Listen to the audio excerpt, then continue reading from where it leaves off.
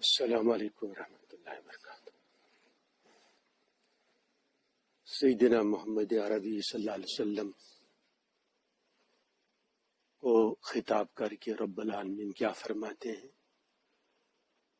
اور رب زدنی علما،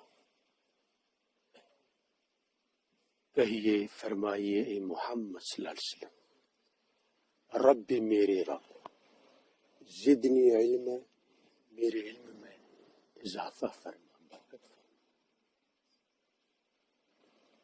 اس سے کیا ثابت ہوتا ہے؟ علم کی انتہا نہیں، سائنس کی انتہا نہیں۔ علامہ زمانہ ہو کوئی، اس کو بھی مزید علم کی ضرورت ہے۔ سنا گیا؟ اپنے فن کا آدمی کو ماسٹر بننا چاہیے، ماسٹر۔ ٹیلر ہو، کوئی بھی expert who, scientist who, doctor who, engineer who, student who, scholar who, جو بھی ہو، اپنے فن کا اسے ماہر ترین فرد بننا چاہیے۔ یہ اسلام ہمیں سکھاتا ہے۔ اسپیشلائزیشن جس کو کہتے ہیں، تخصص جسے کہتے ہیں، یہ دو چیزیں ہیں، اخلاص اور تخصص۔ جتنا بڑا کوئی عالم ہوگا تو اس کے عالم ہونے کا معیار یہی ہے کہ وہ اللہ سے کتنا ڈرتا ہے، اس کی علوم فنون ہی کو نہیں دیکھا جائے گا، اللہ کے یہاں تقویٰ چلتا ہے۔ کوئی غیر معمولی ہے، سائنٹسٹ ہے، با ایمان ہے، تو اسے بھی آگے چلنا چاہیے، رکنے کی کوئی جگہ نہیں ہے۔ اب دیکھیے سرور دو عالم صلی اللہ علیہ وسلم بڑھ کر کون علامہ ہو سکتا ہے، عالم الناس ہو سکتا ہے؟ پھر بھی آپ سے ارشاد ہو رہا ہے کہ آپ دعا مانگتے رہیں، ربی زدنی علما۔ اس لیے جو بھی جس فن کا ماہر ہو، صاحب ہو، اس فن کے حصول کے لیے جو چیز رکاوٹ بنے، ان تمام رکاوٹوں کو اسے ہٹانا ضروری ہے۔ مثلاً طالب علمی میں میکسیمم وقت بچ جانا چاہیے۔ طالب علم کے لیے سونا دوپہر کے وقت ویسے ہی سنت قیلولہ ہے۔ میں نے کلپ میں دیکھا کہ چائنا میں ایک بہت بڑی فیکٹری والے نے تمام جو بھی فیکٹری میں کام کرنے والے تھے ان کے لیے دوپہر کو سونا لازمی قرار دیا، اور اس نے یہاں تک کہا تھا کہ اگر میں پرائم منسٹر بن جاؤں یا پریزیڈنٹ بن جاؤں، میں تو پوری مملکت میں یہ اعلان کروں گا کہ دوپہر کے وقت ہر ایک کارندہ، ہر ایک باشندہ سو جائے۔ ہاں، بعض بیدار رہیں گے ڈیفنس کے لیے، لیکن سید عالم صلی اللہ علیہ وسلم پہلے ہی خود اس پر عمل پیرا تھے، ہمارے لیے بھی ہدایت فرمائی کہ دوپہر کو سویا کرو، قیلولہ۔ یہ بھی حدیث میں آیا ہے، اقیلو، قیلولہ کیا کرو، فإن الشیاطین لا یقیلون، کیونکہ شیاطین جو ہے وہ سوتے نہیں۔ اور آج کل ٹینشن ڈپریشن کا زمانہ ہے، ہمیں اور زیادہ ضرورت ہے، طالب علموں کو، علماء کو، آفیسرز کو، ہر ایک کو، گھر والوں کو، بیٹیوں کو، ماؤں کو، ہر ایک کو اس کی ضرورت ہے۔ ہاں، اس میں آرگنائزڈ طریقہ ہو، کوئی بیدار بھی تو رہنا چاہیے۔ سمجھ گیا؟ تو جو طالب علم قیلولہ پر عمل کرے گا، زور کے بعد جو درس پڑے گا وہ ٹھیک سے سمجھے گا، لیکن دوپہر کے وقت اگر دربدری کی اس نے، اس کے پلے میں کھاد بھی نہیں پڑے گی۔ سمجھ گیا؟ اسی طرح جو تہجد کا پابند ہے یا ریسرچ کا پابند ہے، اس کے لیے اسے اپنا نظام، اپنا شیڈول بدل دینا ہے۔ دوسرے کام اس کے مقصود ڈیسٹینیشن کے مناسب بن جائے، معاون بن جائے، سپورٹر بن جائے، نہ کہ مخالف۔ آگے سے تو یہی حال ہے عبادت کا، یہی حال ہے اللہ سبحانہ و تعالیٰ کہ یہاں کی میری بندگی اللہ کو بہت پسند آ جائے. اس کے لیے بھی نظام کی ضرورت ہے. اس کے لیے بہت سی جائز چیزوں کو چھوڑنا پڑے گا جو اللہ کے یہاں محبوب بننا چاہے. اور وفی ذالک فلیتنافس المتنافسون، کمپٹیشن لڑنے والوں کو اس میں کمپٹیشن لڑنا چاہیے. ہم دوسرے میدانوں میں لڑ رہے ہیں، لیکن اصلی میدان ہے اللہ کی حسنی بندگی کا میدان. سمجھا گیا؟ کیوں؟ باقی جتنے کمپٹیشن جیتنے والے ہیں وہ عارضی ہیں، لیکن ذوالجلال کے تقوی میں، حسن عبادت میں ماشاءاللہ جو نمبر 1 نکل آئیں گے، کیا کہنا ان کی بلندی کا، ان کی کامیابی کا. کروڑ ہا کروڑ علی رؤوس الاشہاد اعلان کیا جائے گا، یہ بندہ یہ بندی دیکھو تنہائی میں مجھ سے شرماتے تھے، تنہائی میں مجھے منواتے تھے، تنہائیوں میں رویا کرتے تھے، اور یہ دیکھو بدبخت بدقسمت یہ بدکاریاں کرتی تھی تاریخ میں. تنہائیوں میں یہ ڈرگز، یہ شراب، یہ بدکاریاں، یہ ناپاک کام، یہ سودی لین دین، سمجھا گیا، یہ ستانا، یہ اظہار ثانی، یہ قتل غارت کی سازشیں، سمجھا گیا. تو یہ ہے بہرحال ایمان تقوی، تمام تباہیوں سے با ایمان کو یہ بچانے والا دین ہے، انبیاء کا دین ہے، رب العالمین کا دین ہے، محفوظ دین ہے. اسی واسطے سید عالم محمد عربی وسلم کی ایک ایک بات، آپ کا مسکرانا، آپ کا کسی سے گفتگو فرمانا، کسی کی طرف اشارہ کرنا، یہ سب لا بن گیا، شریعت بن گئی. یہ سمجھ گیا؟ بہرحال طالب علم سے یہ گزارش ہے، کوئی حفظ کر رہا ہے تو مہربانی کر کے اپنے حفظ میں وہ بہت ہی آگے چلے، امتیازی حفظ کرے، امتیازی حافظ بن جائے. آج تک میں نے ایک ایسا دیکھا ہے، سنا گیا، وہ حضرت مسیح اللہ خان صاحب رحمۃ اللہ علیہ کی خدمت میں ڈیرا ڈالا ہوا تھا. ان کا نام تھا نور محمد، اور حسن دفاع جنجانوی، وہ پرانا نہیں، یہ دوسرا ہے.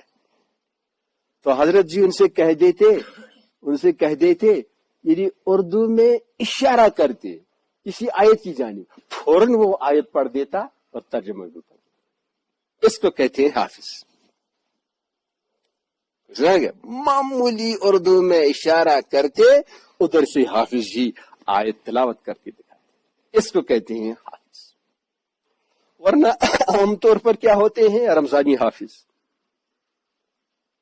صحیح میں شعبان میں بس گھومنا شروع کر دیا، رمضان میں سنانا ہے، باقی لگ بھگ یہ 10 مہینے چھٹی. تو یہ کیسا حافظ ہے؟ تو رمضانی حافظ بننے سے اللہ تعالی ہم سب کو بچائے. سمجھا گیا؟ اچھا، جو حافظ بن گیا اس کو ٹیکسٹ کا حافظ، نظم قرآن کا حافظ ہونے کے ساتھ ساتھ تفسیر کا بھی تو حافظ بننا چاہیے، ترجمے کا بھی حافظ بننا چاہیے، اور پریکٹیکل کا بھی تو حافظ بننا چاہیے کہ اس کا کیا مطلب ہے. سمجھ گئے؟ وہ ہے حقیقتاً حامل قرآن جو کل شفاعت کرے گا. جو خود بچ نہیں پائے گا وہ ہماری کیا سفارش کرے گا؟ ہاں، کہتے ہیں خفتہ کئی کنت بیدار. جو خود سویا ہوا ہے اور دوسرے سوئے ہوئے کو کیسے بیدار کرے گا؟ تو خود سویا ہوا ہے. سمجھ گیا؟ اس لیے پکا حافظ بن جانا چاہیے. کچے حافظ بہت ہیں. کیا ہے حافظ؟ کچا. تو پکا بننا چاہیے. سمجھ گیا؟ ایسے ہی جو ماشاءاللہ عالم بھی ہے، حافظ بھی ہے، یہ غیر معمولی احسان ہے اس کے ساتھ ذوالجلال کی طرف سے. لیکن اگر وہ مشغول رہا چاہے گھریلو امور میں یا مدرسے کے امور میں، اور تلاوت کر نہیں پا رہا ہے، تفسیر دیکھ نہیں پا رہا ہے، تدبر کر نہیں رہا ہے، اس کا علم نہیں ترقی کرے گا. سمجھا گیا؟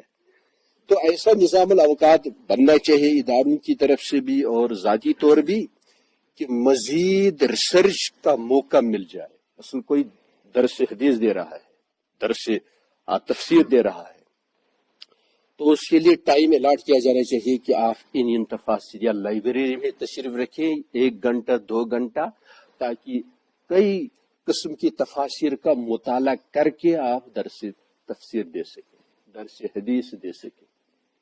لیکن اگر اس کو اتنا مشغول رکھا جائے کہ اسے سمجھ لیجئے ابتدائی کتابیں صرف نحو کی نحو میربی وغیرہ بھی پڑھ رہی ہے اور مطالعے کے لیے واقعی وہ بیچارہ انصاف نہیں کر پائے گا۔ بہرحال اس کو کہتے ہیں تخصص، مہربانی کر کے، چونکہ سری نگر یا دوسرے علاقے کے جو نوجوان ہیں جو فیلڈ میں دیکھ رہے ہیں حالات کیا ہیں، آج میرے پاس یہ میسج آ گئی کہ یہی کسی نے ادارے کو لکھا کہ سپورٹ چھُ کٲفر، ایتھیسٹ، میون نیچو تہ ہسا گژھِ ایتھیسٹ ہی روزن، کافر ہی روزن، سمجھ گیا؟ یعنی وہ خود کافر ہے، اس کا بیٹا بھی کافر ہی رہنا چاہیے۔ ایسے سمجھ لیجیے بدبخت یہاں پیدا ہو رہے ہیں۔